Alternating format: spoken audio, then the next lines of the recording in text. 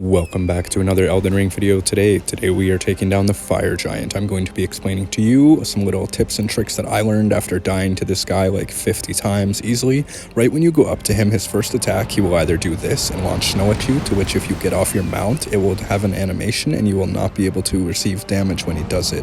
Option number 2, he's going to charge at you and slam his shield on the ground, and in either circumstance, just go right for his feet and do your best to stay under him.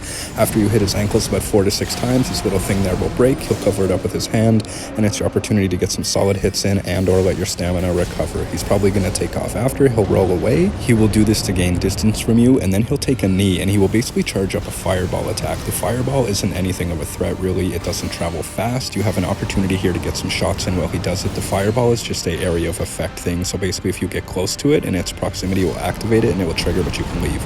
Also, when he jumps in the air like that, same thing, just get right under him, and you will not receive any damage at all for the most part. You should be good, and then just go right for his ankles. Now be careful when he does put his hands out. Try and pay attention to them as much as you can, even though you're watching the feet, I know, because then he will spawn all that fire on the ground, and there's nothing worse than getting comboed. The reason that I died a bunch was that I would try to greed hits, I'd end up getting caught in this little field of fire, and then the fireball that I didn't get rid of would slowly make its way over to me, and then I'd be screwed. I would get hit by the fire, and then the fireball would explode and then kill me, and then you're done. There's nothing you can do to get away from it. It sucks when this happens. If that fireball had gotten to me a little closer, would have been a bad situation. Now when he does his shield attack like that, regardless of the distance, you're usually able to just roll in either direction to not receive any damage. Now, once you take his health to about halfway, you are on to phase number 2. If you die, you will have to do phase 1 and 2 over again. Now, think about it this way. Instead of attacking his ankles, you want to attack his hands, and you can also target his head as well. Now, the best way to do this at the start especially is to go for his back. After you get this first burst in, or maybe you take your sword and you get a couple hits in, just be wary of his area of effect attack from his stomach. It's very predictable. You can see it way ahead of time. And then when he takes the time to erupt, I guess, this is your opportunity to get some hits in, but also gain some distance, as these go everywhere and they do some good damage too. So just try and be aware of your surroundings. But I'm going to sit here and blast him with Azure Comet. If you were at the back, definitely start smacking him, hitting him with everything you got, arrows, jars, whatever, to get rid of this guy. This has got to be one of the worst bosses in Elden Ring. I am not a fan of this fight at all. Absolutely ridiculous. This is the boss that I died the most to so far. Also be aware of his roll attacks. Whenever he goes to go on his shoulder and roll, you want to try and get to his head area, as you're less likely to get affected by the roll. You will not make it past his body in time when he does. Also, be aware of his hand smacking attacks.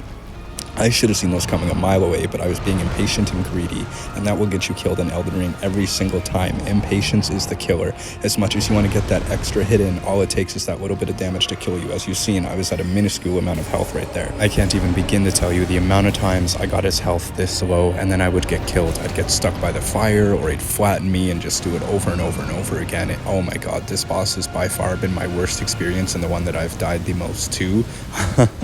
It's terrible, but yeah. Anyways, when he spits out his fire from his chest, just keep moving in either direction, left or right. Do not go straight, as it will catch up to you for sure. Just go in a direction and don't stop until the attack stops, and you should be fine. When I was fighting this guy, my heart was racing, man. I was finally able to do it after so many attempts. Like, absolutely ridiculous. I spent a good couple hours trying to fight this guy for sure. Constantly dying in phase 2, redoing it again, but eventually I did it and got rid of him.